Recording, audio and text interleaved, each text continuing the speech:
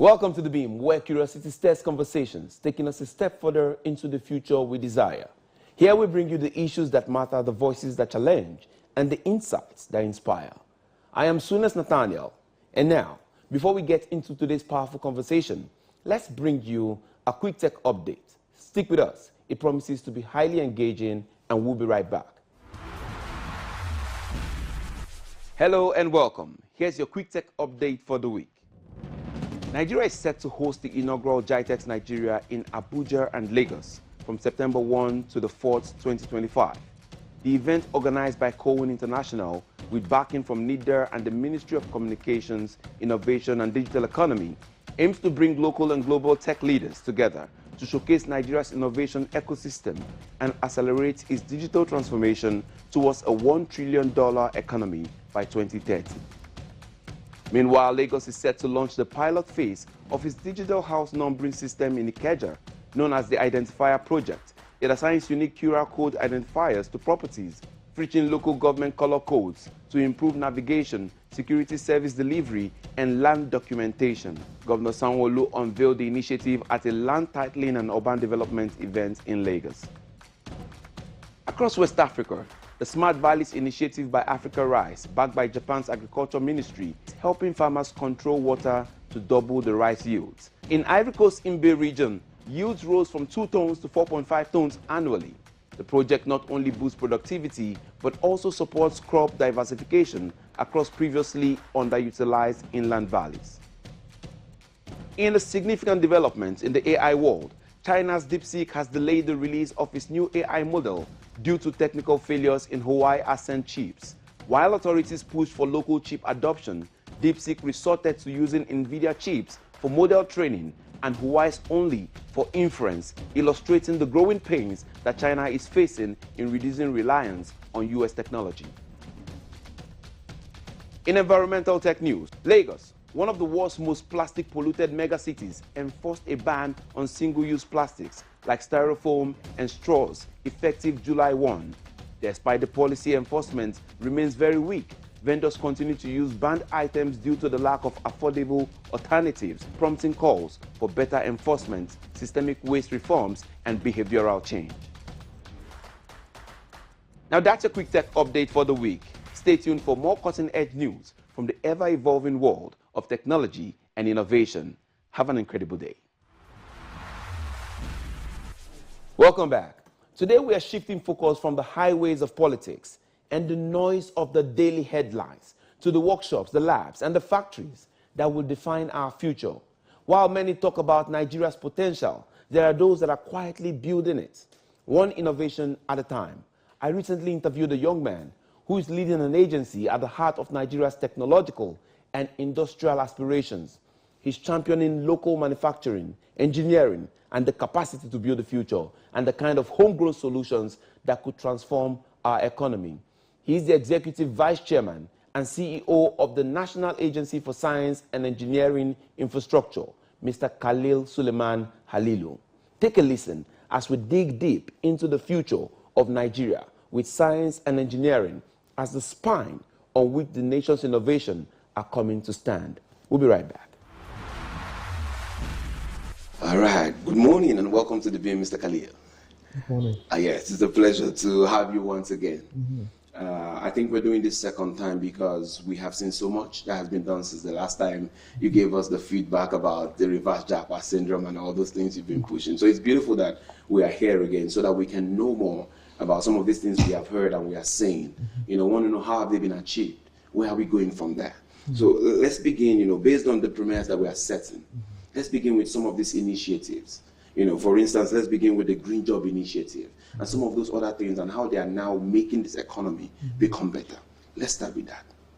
Well, as you are aware, yesterday your team was at Kubwa to witness the launch of our new CNG station, which not only does refilling, but it does conversion, it does training, and as well as reverse engineering. Now, CNG compared to petrol, which is PMS, is about 80% cheaper, and you know what that means for the economy. On an average, a Nigerian spends about 60% of their earnings on transportation, whether you're transporting yourself from point A to point B, or you're transporting goods, which is indirect cost.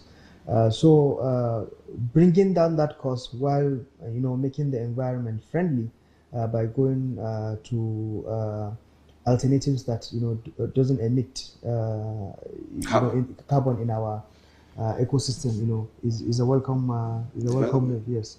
Now we have 4 of these centers. The last time we had interview, we just had 1, and like we promised yesterday, we intend to replicate it in every state in the country for the benefit of Nigerians. It's beautiful that you have brought that. There's so much more that's going on. Nigeria has been battling some of the security challenges. Then we see a move from NASENI that says, hey, we're partnering with the defense ministry. We're going to the aeronautics and we're going on. What's this drive? Where does it lead us from here? Because we see something like the aeroplane that is about to be made. And, some people might have doubts. Why don't you have a doubt? What's fueling it? Why don't you have that doubt? Well, I think you're talking about our helicopter. Not it was about to be made, but it's already has already been assembled, and we're looking forward to launching it very soon. And of course, we have drones, unmanned aerial vehicle, for various things, for security, for agriculture. And recently, you saw our outing with the Chief of Air Staff. We have the NASENI Center of Excellence, where we produce sophisticated defense equipment, and really. If you want to tackle security challenges in the country, so you have to begin to think of building some of these components locally. And we have successfully been able to build, tools and equipment, for the Nigerian security outfits. That visit, was just, to commend NASENI for the efforts and to seek more support to scale, the prototypes we've made that have been tested, and the army were very much, satisfied. But security is local, just like logistics, and we have to produce some of our security gadgets in-house. Yeah, it's good that you said security is local. In fact, we're coming back now to the local. The president is saying, hey, Nigeria first policy. What can Nigeria give Nigeria? Basically, how is NASENI now the one at the fore of this push when it comes to do it Nigeria, use it Nigeria? How has that drive been, basically? Well, no matter how sleepy or tired I am, once you mention the Nigeria First policy, it awakens me, because I feel like this is a strong policy, for NASENI.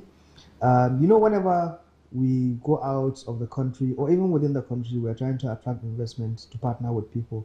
The thing that they always say is, how is government supporting us? But now with Nigeria First policy, Mr. President has made it clear that anything we are producing locally should be given priority. And it is now a law, So that chicken and egg situation, where investors are asking for policy before they invest, and we're asking them to invest before we make the appropriate policy, has been solved. So now they are, very much assured that once they produce things locally, it will be prioritized. And you think the market is ready for what we are producing? Because people have been saying, oh, do we trust the products? Are we really in that place where we can say the standards have gotten to that level? Well, I can comfortably tell you that Nigerians consume more Nigerian things than any other thing. Look at our food. I don't know how many times we've eaten, spaghetti bolognese or shawarma. But regardless of what people say, I think we need to also highlight the positive aspect of it. Nigerians are very local. When the president dressed to go for international conference, I think even when you look at African presidents, we are amongst the ones that always wear local things, from our JC. We're really proud of, ourselves and our culture. So, once we are able to make products that speaks to that, patronage shouldn't be an issue. All right. You are a champion celebrated champion for innovation in Africa. And one of those things I know you've been trying to do is to see how Africa can unite to be a front in which we are piloting our own innovations. Where are we on this drive? Well, recently there was the West Africa Economic Summit, where we made a presentation as NASENI to make an offer for technology transfer across board, starting from West Africa. The truth is our problems are very similar, and so the solutions are going to be the same. What works in Nigeria maybe need a very little twerking. Even the the broken English, in Sierra Leone and Nigeria, Ghana, they are very much, similar. So before colonization, we are the same people, so our problems are similar, our solutions will be, will be the same. So that's why we are pushing for, constantly harnessing our potential together and leveraging each other's, strength, so that we can tackle challenges together.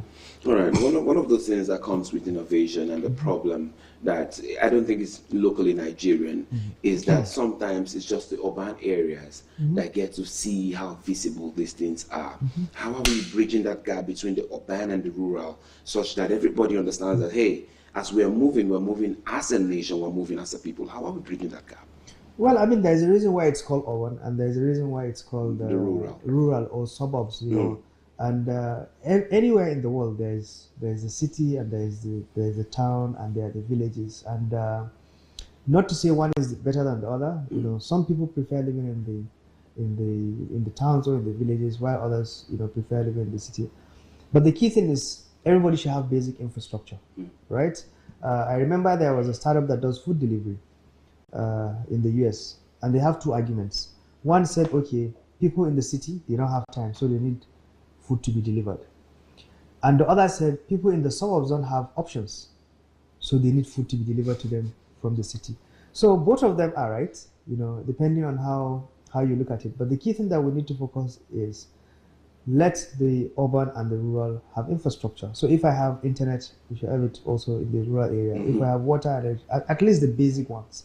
The density should be the differentiator between the urban and rural, not what do you call it?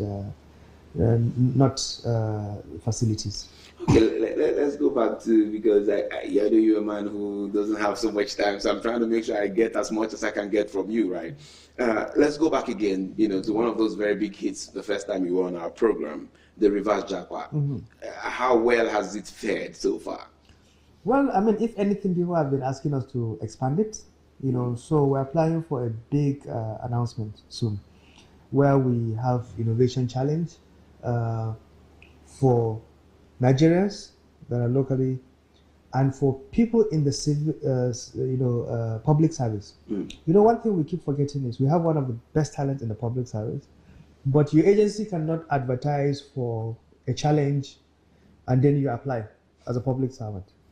So we think we need to do something that we remember them, and we also encourage people in the public service. So we have that program. We also have reverse JAPA, and we also have the dream makers, for the young ones. So yeah, while people are doing BB Niger, we also need to come up with something around innovation to be able to boost that. You keep prompting the questions, because some of these things I'm saying are not even what I planned. It's good that you said it. There's so much emphasis on entertainment.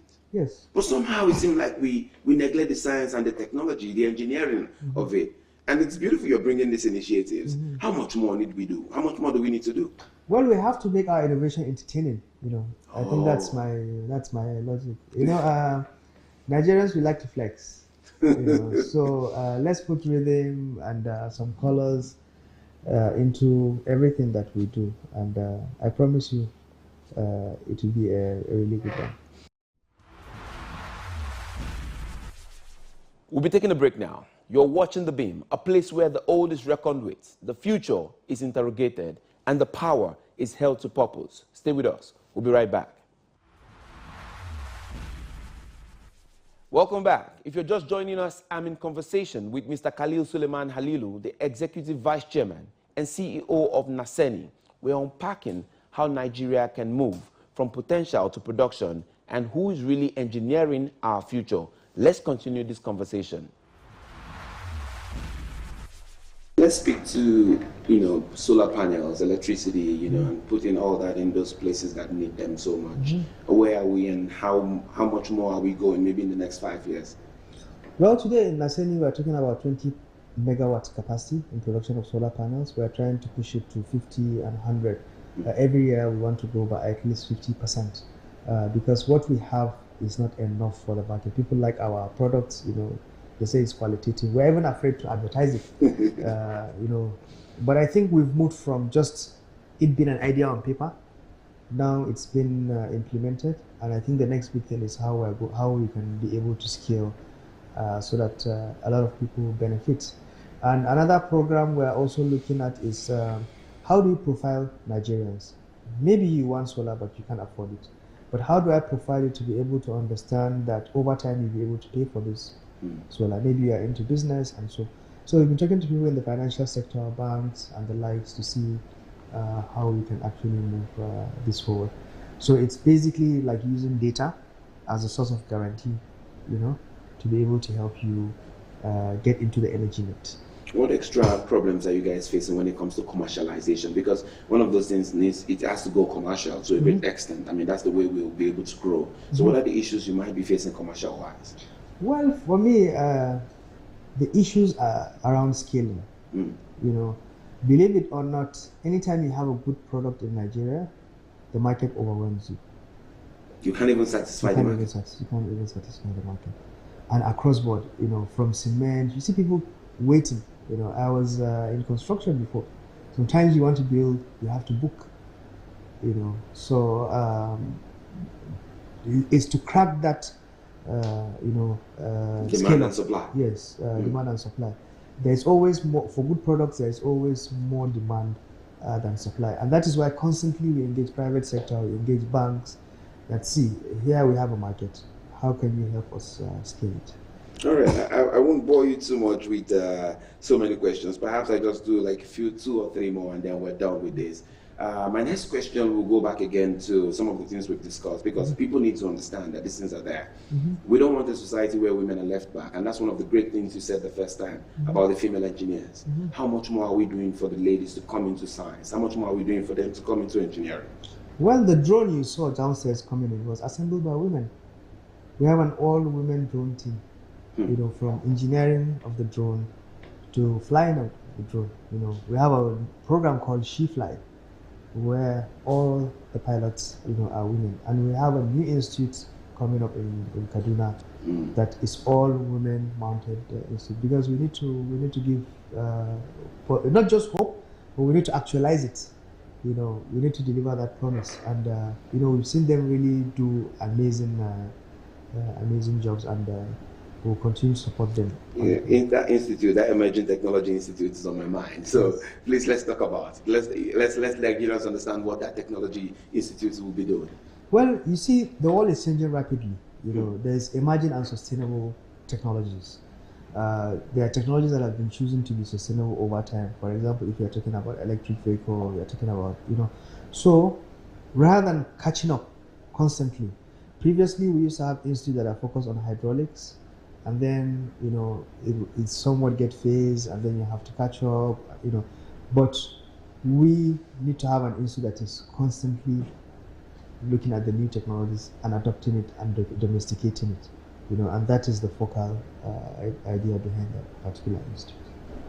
Speak to the presidency and this drive, because somehow I think one of those things I really don't see is we need to have people really talk about this, because how much of that support are you getting from the presidency? People need to know where that extra push is coming from.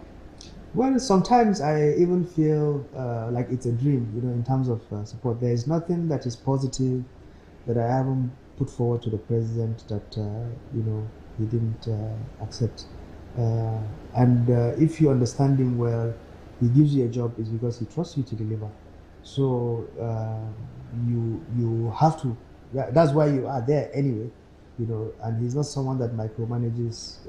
In terms of your deliverance. And he's been very supportive. I remember telling him when I assumed the role that, see, I'm the youngest person you appointed. And I need all your support. I told him, to be focused. And if I'm being very fair and frank to him, he's been, very, very supportive beyond what I have expected. So you have to give it back, and it's a huge responsibility and task. You have no excuse, but you just have to deliver. All right, two more questions then. What really is your dream? What will be your dream goal to say, when I'm done with NASENI, this is what I will say I have done. This is where I have taken them, and I'm satisfied. What will be that? Well, I want the average Nigerian to at least have crossed path with one NASENI product. at a minimum. Yes. And that's it. You didn't even think about that. That was no flinching about it. They just need to understand that this was a NASENI product and it came from us. Yes. Oh, that's good. So what is your assurance then to the Nigerians that, hey, regardless what is seen right now, the future is bright? What would be your assurance to the average Nigerian who does not necessarily understand that there's a science that is really working in this nation? There's an engineering that is being put into play. What would be your assurance to them right now? Well, I mean, we've been accused of just having papers or prototypes or research, putting them on the shelves, and now we have 40 products. 40? I thought it was 30. Oh, wow. That means I'm even behind on my own. That was from your last interview. You need to come on a daily basis and count our progress. So, and then all I can say is we hope to have 100 more, of these products. So, wish us luck. All right. Thank you very much for coming to the program. Thank you. It was a pleasure. Thank you very much. All right. Thank you. All right. Yes, we must thank Mr. Khalil Suleiman Halilu for his candor and for the work they are doing to defend the interest of the people who will build the nation's future. All right, that's it on The Beam today. We'll be leaving you with our top 5 videos of the week.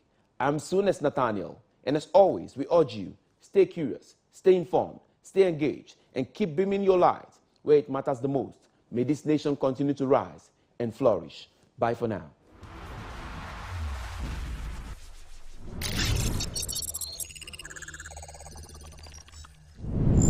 This week, we begin our countdown with a video from Network Africa, where the case of 2 generals and over 400 soldiers arrested in Mali coup attempt was discussed. Well, I can report that there is a lot of tension right now in the Malian capital, Bamako.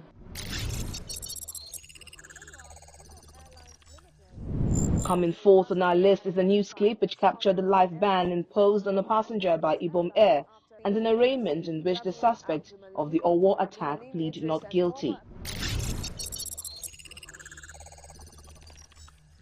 In third place, Mr. Peter Obi's one-term vision gets a backing from Nigerian lawyer and author Dele Farotimi.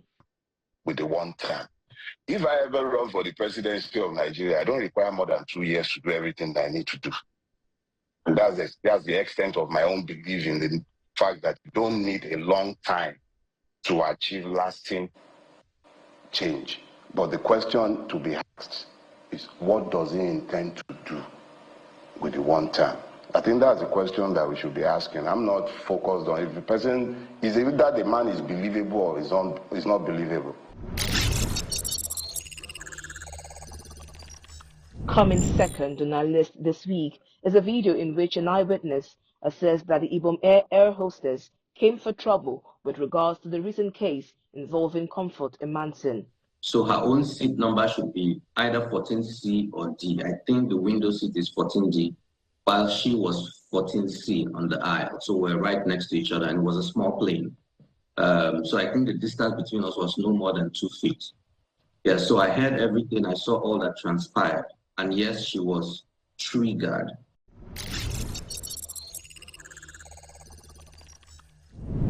In first place on our countdown this week, we hear Okonjo-Iweala call for social safety nets after her meeting with President Bola Tinubu. And the idea is to help support the economy and support women to be able to weather the storms of the economy and be able to create jobs for themselves, for others. It's part of thinking of what is a social safety net. How can we help support Nigerian women to contribute more to the economy and to themselves? And that's it on our countdown today. Join us next week for more.